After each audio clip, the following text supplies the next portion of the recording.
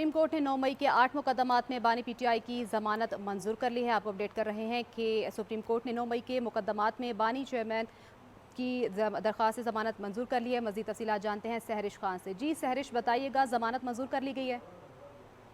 जी बिल्कुल, supreme court ने बानी पीटीआई की 8 मुकदमात में जमानत की दरख्वास्त मंजूर कर लिया है। लाहौर हाई कोर्ट के फैसले के खिलाफ से रुजू किया। 9 मई के सिर्फ 8 मुकदमात इसके अंदर जमानत की दरख्वास्तें जो सुप्रीम कोर्ट के दी गई थी। 8 कोर्ट ने एक तफसीली समाअत के बाद बानी पीटीआई की जो 8 की 8 समाअत की जमानत की जो दरख्वास्तें थी उसको मंजूर किया है। साथ ही सुप्रीम कोर्ट ने भी हिदायत की है कि दोनों फरीकैन हुक्मनामे के लिए 1 बजे चैम्बर में आ जाएं। आज की समाअत का मुकम्मल अहवाल आपको बताती चलूँ। आज जब समाअत का आगाज हुआ तो prosecutor general Punjab Zulfiqar Najmi supreme court में पेश हुए। उनकी जानिब से तफसीली दलाइल दिए गए। चीफ जस्टिस आया पीटी की सरबराही में ये 3 रुकनी बेंच था जिसमें जमानत की दरख्वास्तें मंजूर की हैं। बेंच के जस्टिस शफी सिद्दीकी, जस्टिस हसन अजहर शाह की समाअत में स्पेशल प्रोसिक्यूटर अपने दलाइल के अंदर ये कहना था कि जमानत केसेस जो होते हैं इन अंदर जो अदालती ऑब्जर्वेशन होती हैं वो सिर्फ अबूरी नौयत की होती हैं और कोई हाथी फैसले के ऊपर किसी किस्म का कोई असर नहीं होता। जिस पर चीफ जस्टिस ने ये कह दिया कि आप सिर्फ 2 सवाल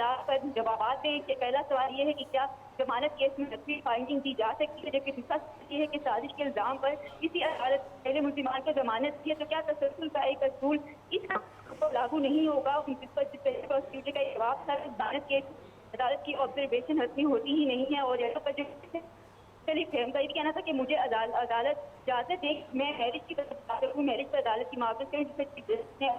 जिसने कहा कि हम केस के मैरिज पर किसी को भी दलाइल की इजाजत नहीं देंगे। आप सिर्फ कोई ऐसा केस बताएं जहाँ साजिश के इल्जाम पर सुप्रीम कोर्ट ने जमानत की दावत चीफ जस्टिस ने यह भी कहा कि सुप्रीम कोर्ट ने मुख्तलिफ मुकदमात के अंदर जमानत से मंजूर की बात की जाए एकदम ही इल्जाम साजिश का ही है।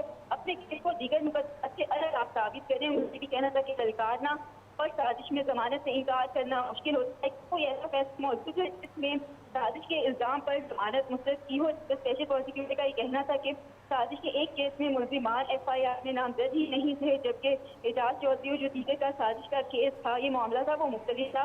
तो कहना था कि आज केस में अदालत पहले ही मैरिज की तरफ ना जाने का कह चुकी है। हिदायत की गई है कि मैरिज पर ना जाएं, उन पर कोई दलाइल ना दें। चीफ जस्टिस का कहना था कि मैरिज का फैसला ट्रायल कोर्ट करेगी और दोनों फरीकैन के पास तौर पर समझने के केस के मरकजी हक़ाइक़ पर इसको भी बात नहीं करने देंगे। और ट्रायल कोर्ट ने जो मैरिज का मामला है ये खुद ही वाज़ेह करना है और उस पर फैसला करना है। सुप्रीम कोर्ट ने उसके बाद केस के अंदर एक वक्फा दिया। इसके बाद समाअत का दोबारा आगाज हुआ तो प्रोसिक्यूटर ने अपने जो दलाइल थे वो मुकम्मल किए। जस्टिस शफी सिद्दीकी ने उनका प्रोसिक्यूटर से सवाल किया कि एजाज चौधरी के इल्जाम मौके पर मौजूद थे और साजिश के थे। क्या एजाज चौधरी 9 मई के मौके पर मौजूद थे? जिस पर जो स्पेशल प्रोसिक्यूटर का जवाब था कि एजाज चौधरी की मौके पर मौजूदगी के हवाले से मैं वाज़ेह तौर पर जवाब नहीं दे सकता। जिस पर जस्टिस हसन सिद्दीकी का कहना था कि आप प्रोसिक्यूटर हैं और आपको बुनियादी सवाल का जवाब ही मालूम नहीं है। चीफ जस्टिस पाकिस्तान ने उनसे पूछा बानी पीटीआई के खिलाफ क्या शवाहिद मौजूद हैं, जिस पर